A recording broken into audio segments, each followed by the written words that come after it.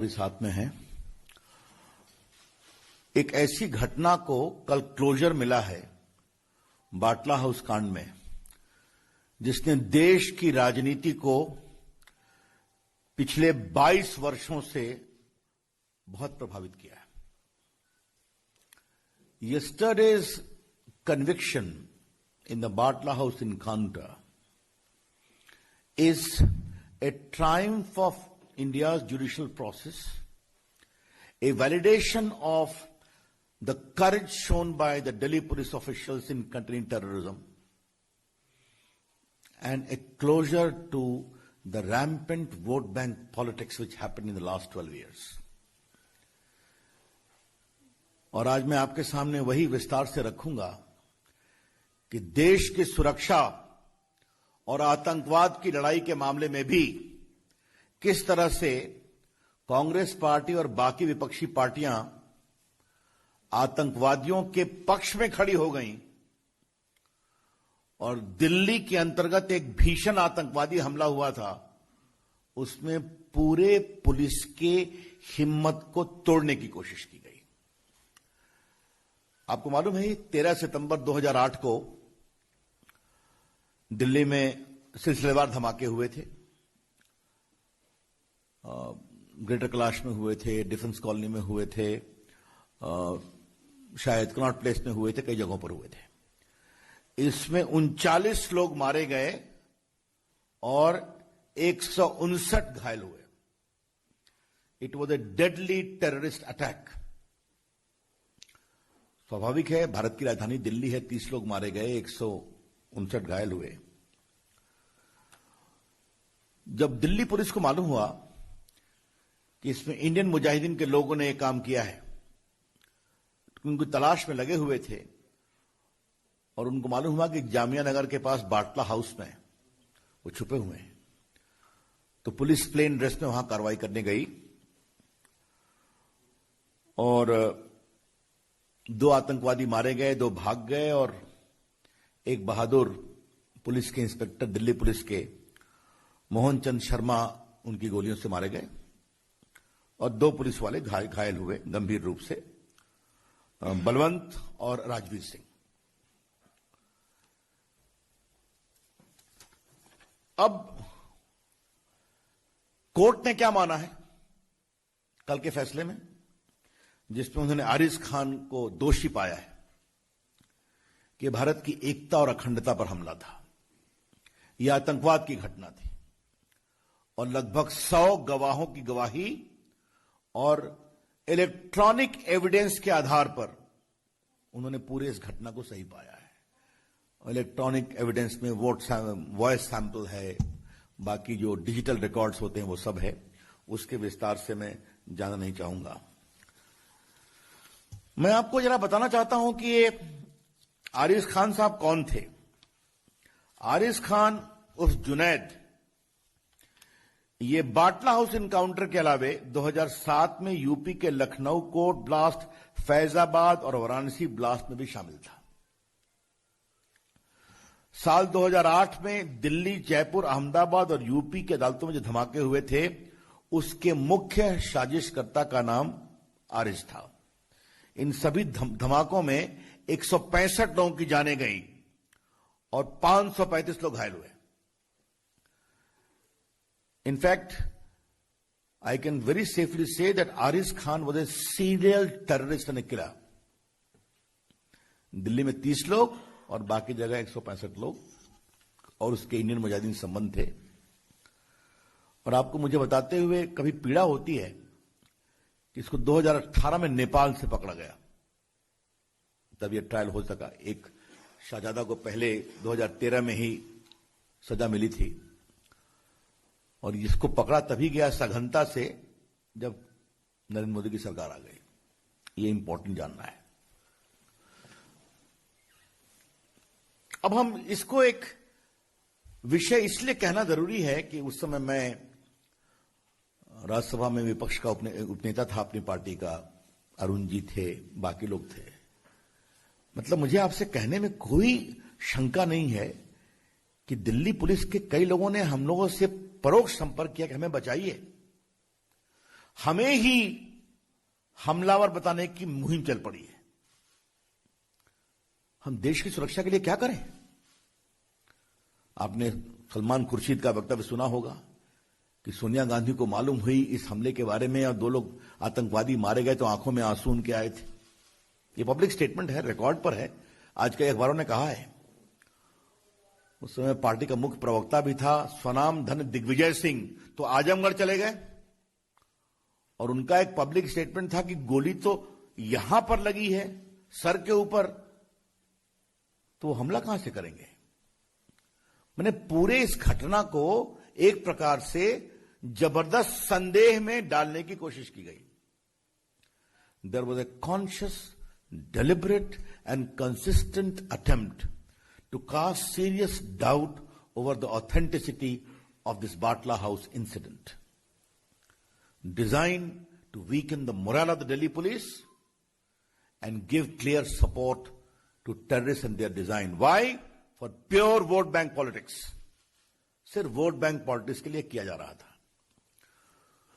मुझे याद है मैंने दिल्ली के बीजेपी दफ्तर में एक बड़ा प्रेस कॉन्फ्रेंस किया था। उस समय 11 अशोक रोड हुआ करता था। अगर आप लोगों ने पुराने रिकॉर्ड को देखेंगे तो मैंने कहा, सोनिया जी, मुझे आपसे एक सवाल पूछना है कि आपकी सरकार जिसकी आप चेयरपर्सन हैं, वो मोहन चंद शर्मा जी को अशोक चक्र की घोषणा देती है जो 2009 में दिया गया, और आपके महामंत्री जनरल सेक्रेटरी श्रीमान दिग्विजय सिंह आजमगढ़ के जाकर के इस पर सवाल उठा रहे हैं। आपका क्या स्टैंड है? और मैंने 2 दिन लगातार सोनिया जी से सवाल पूछा। वो इतनी एम्बैरेस्ड हुई कि शायद मजबूरी में, देश के दबाव में दिग्विजय सिंह को कुछ क्लैरिफिकेशन देना पड़ा। आपको मैं एक स्टेटमेंट और पढ़ाना चाहता हूं।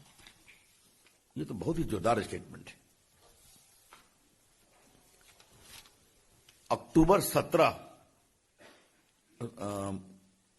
2008 या कहिए अक्टूबर 18 होगा। ये एक्सप्रेस न्यूज सर्विस की रिपोर्ट है। मैं इसको खाली 2 लाइन पढ़ूंगा और आप सुने। On Friday, Samajwadi leader Amar Singh and Trinamool Congress chief Mamata Banerjee shared a platform in Jamia Nagar demanding a judicial probe into Batla House encounter. That was a fake encounter, and if I am proved wrong, I will stop practicing politics. I demand a judicial inquiry, Mamta asserted amid cheers from the audience. Mamata Banerjee जी 2013 में शाहजादे को जो accused थे उनको आजीवन कारावास हुआ, और जो मुख्य अभियुक्त थे उनको आज आरिफ खान जुनैद को सजा हो गई। 15 को वो कितनी सजा होगी बताएंगे। ममता जी, आपका क्या कहना है? क्योंकि आपने पब्लिक स्टेटमेंट में दिखा रहा हूं कि मैं पॉलिटिक्स छोड़ दूंगी। उनका अक्टूबर 18, 2008 का स्टेटमेंट एक्सप्रेस न्यूज सर्विस का रिकॉर्ड पर आप देख लें। सलमान खुर्शीद जी, आपको क्या कहना है? अभी आपके आंसू निकल रहे हैं या सोनिया जी के निकल रहे हैं कि नहीं? आरिफ खान की सजा हो गई तो? और दिग्विजय सिंह जी, आपको क्या कहना है? यह बहुत ही गंभीर सवाल है। बाटला हाउस कांड को Samajwadi party, BSP, Congress party, left parties, Mamata ji, इन सबों ने नेशनल इश्यू बनाया था। यूपी के चुनाव में इश्यू बनाया था। और बाकी ममता जी ने क्या कहा मैंने आपको पढ़ दिया है। क्या मतलब है इसका? क्या वोट के लिए आतंकवाद के खिलाफ लड़ाई को इस तरह से कमजोर किया जाएगा? आपको एक विषय और जानना चाहिए। ह्यूमन राइट कमीशन गए, वहां ह्यूमन राइट ने दिल्ली पुलिस की कार्रवाई को सही पाया। फिर इन लोगों ने दिल्ली हाईकोर्ट में चैलेंज किया, दिल्ली हाईकोर्ट ने भी सही पाया। फिर लोग सुप्रीम कोर्ट भी गए, सुप्रीम कोर्ट ने भी डिसमिस किया। क्या हो रहा था? एक ऐसा आतंकी जो अपने नेटवर्क से 165 लोगों की हत्या में शामिल है। दिल्ली में 30 लोग मारे गए, 100 से अधिक लोग घायल हुए। इसकी कोई इज्जत नहीं है क्या? यह बड़े सवाल। इसलिए हां, अच्छा किया पात्रा जी ने, केजरीवाल जी भी शामिल थे इसमें, मैं भूल ही गया। उनकी आवाज तो सामान्यतः कभी कमजोर नहीं होती ऐसे मामलों में। उन्होंने भी डिमांड किया था कि फेक इनकाउंटर है, और यह सब वोट बैंक पॉलिटिक्स के लिए हो रहा था। आज जब देश की न्यायिक प्रक्रिया के द्वारा एक बहुत बड़े आतंकवादी को यह बड़ी सजा मिली है, 100 से अधिक गवाही के आधार पर, साइंटिफिक एविडेंस के आधार पर, मेडिकल एविडेंस के आधार पर, तो क्या यह पार्टियां माफी मांगेगी? हम डिमांड कर रहे हैं। ममता जी, आज आप एक मुख्यमंत्री हैं, 1-1.5 महीने में क्या होगा देश जानता है आपका। क्या आप माफी मांगेंगी? Sonia Gandhi ji, will you apologise?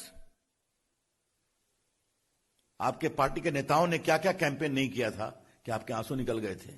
क्या आप माफी मांगेंगी? और बाकी चाहे वो सपा हो या बसपा हो, हम उनके बारे में भी कहना चाहेंगे। हां, केजरीवाल जी से ही पूछेंगे कि आपने भी कहा था, क्या देश के ऊपर आतंकवादी मामले में हम एक स्वर में नहीं बोल सकते? क्या यह सच्चाई नहीं है कि देश में आतंकवाद की जहरें बहुत गहरी हैं, सरहद के पार से हैं?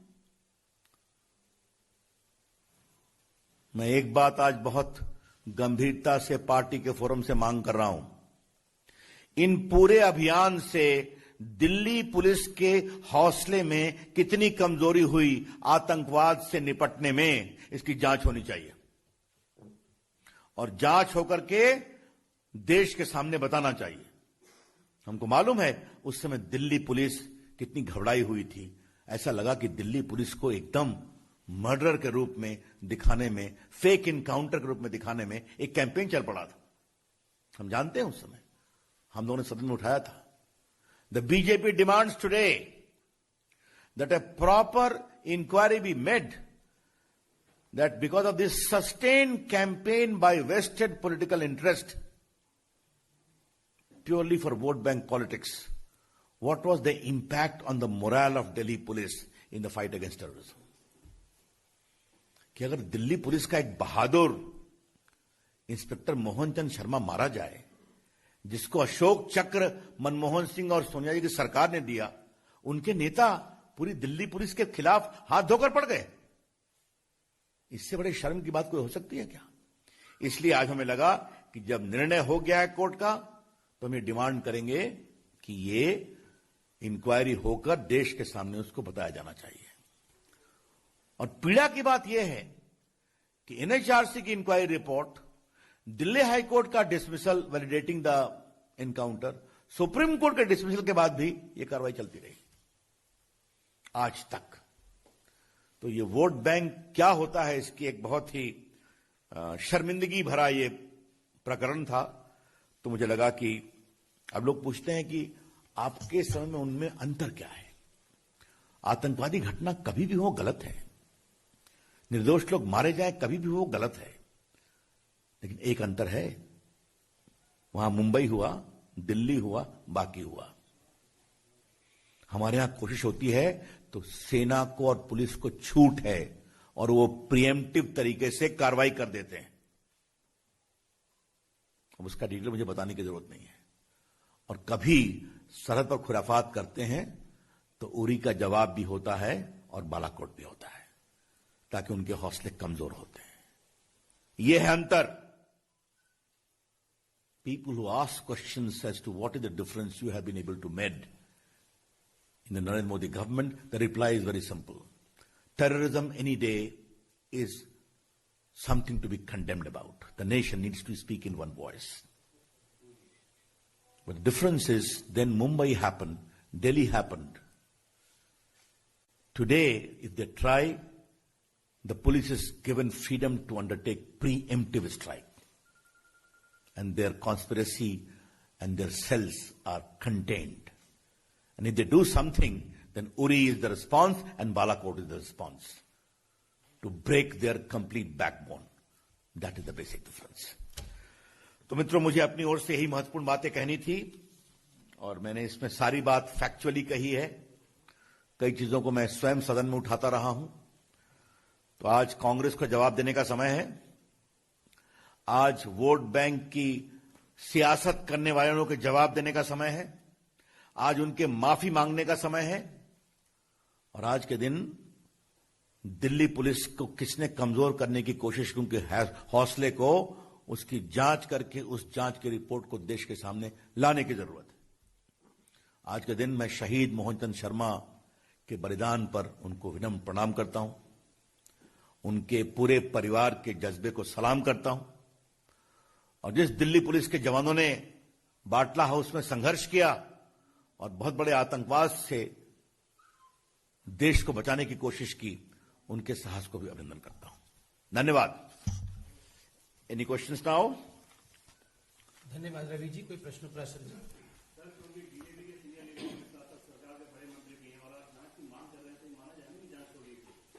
मैं पार्टी के फोरम से बात कर रहा हूं। आप अनुभवी पत्रकार हैं। जब मैं यहां आता हूं तो पार्टी के कार्यकर्ता के रूप में आता हूं और देश की अपेक्षा में आग्रह कर रहा हूं। बाकी शासन अपनी प्रक्रिया से उसके बारे में करना ही करेंगे। एनकाउंटर मामले में जिस तरह की राजनीति देखने को मिली और इस तरह जब भी कुछ और एनकाउंटर में भी पहले राजनीति के आरोप लगे हैं और बाद में जब तथ्य सामने आया तो फिर लोग चुप हो गए। तो आपको लगता है कि अब इस मामले से सबक लेंगे या खासतौर पर कांग्रेस पार्टी, चूंकि कई एनकाउंटर में दबे छुपे उनके नेता सवाल उठाते रहे, बटला में तो खुले तौर पर कहा कि सोनिया गांधी के आंसू आ गए। देखिए, मुझे एक ही बात कहनी है। आज के दिन मैं इस विषय को एक बड़ी धार देना चाहता हूं। आतंकवाद पर सियासत कितना की जाएगी? क्या आतंकवाद की घटना एक सच्चाई नहीं है? कितने निर्दोष लोगों की जान जाने के बाद वोटों की सौदागरी कमजोर होगी या बंद होगी? ये हैं बड़े सवाल। इसलिए आज मैंने कोई पॉलिटिकल डिमांड नहीं किया है।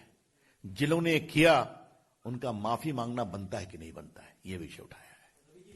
रवि जी, आम आदमी अगर आतंकवादियों के बारे में बात करता है या फिर उनका साथ देता है तो उसके खिलाफ देशद्रोह वगैरह का मुकदमा करता है, कानून मंत्री।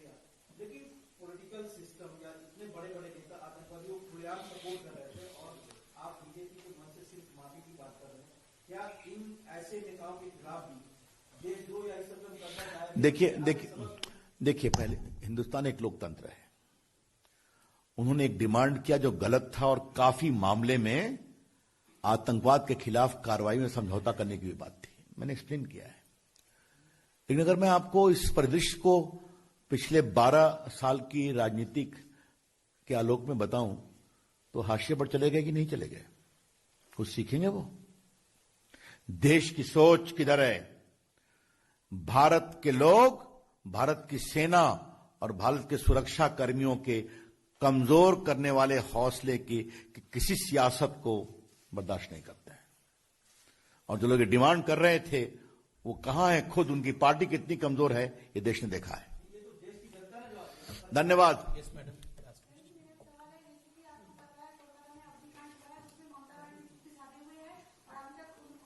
पार्टी के लोग वहां जवाब देंगे, जरूर देंगे। ये आज का विषय एक दूसरा है।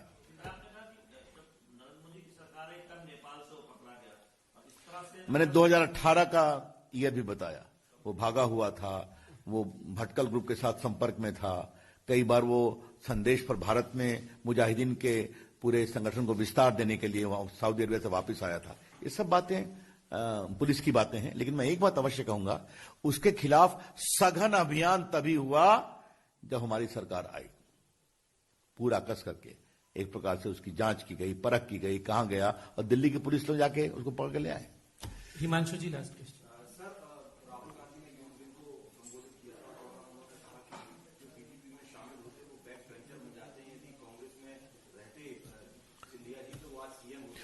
ऐसा है कि देश खुद ही कांग्रेस को बैक बेंच में ले आया है।